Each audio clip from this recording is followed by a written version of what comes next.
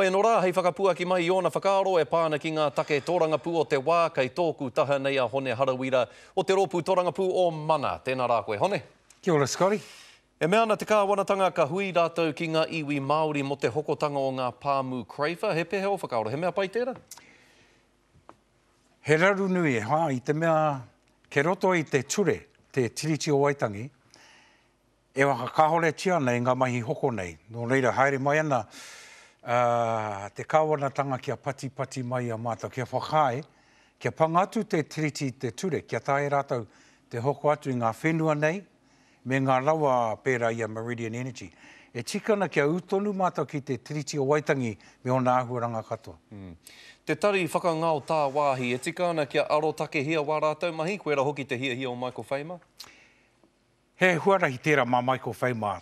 Engari, tāku ki wā tātou nei iwi, kia au ki te tiriti, kia au ki ngā rawa, kia kaua e hoka atu kia Wairane, kia mea atu ki te Pāti Māori, ki te rōpū Mana, kia Reipa, ki te rōpū Kākāriki, ki te katoa o ngā Pāti roto i te whare, e una mātou ki te tiriti, kia noho tonu te mana o te whenua, ki raro ea mātou o roto au te arone.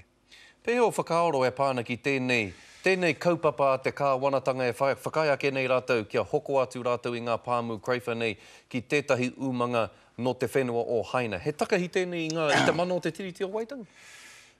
E hoa, kia kaua tātou haka haoea kia Haina. I te mea ko te nuinga o ngā whenua ko hoko atu e te kāwanatanga nei ki ngā Pākehā no tā wāhi.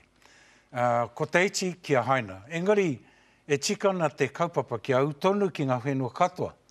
Kia kaua e hoko atu i te eka kotahi kia Wairānei. Engari kia autonu, raro i te mana o te kāwanatanga, mena kahore, whakahokia mai, hoko mai kia mātou, te ao Māori. Me te toko maha ngā rōpū e whakahea nei tēnei hoko, e hari te Māori anake, ko ngā Pākehā, ko ngā kaiahu whenua, toko maha ngā, ngā rōpū e whakahea nei te hoko nei?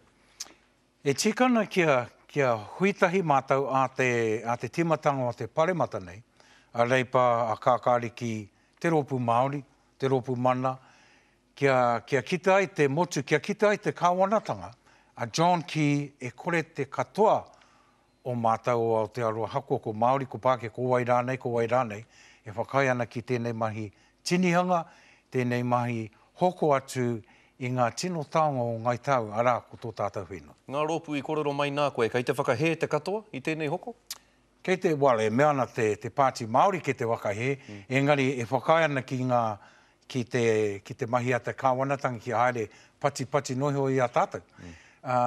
A taku tāinga atu ki a Waitangi me pātai au ki a pita. A taua wā ka mohio.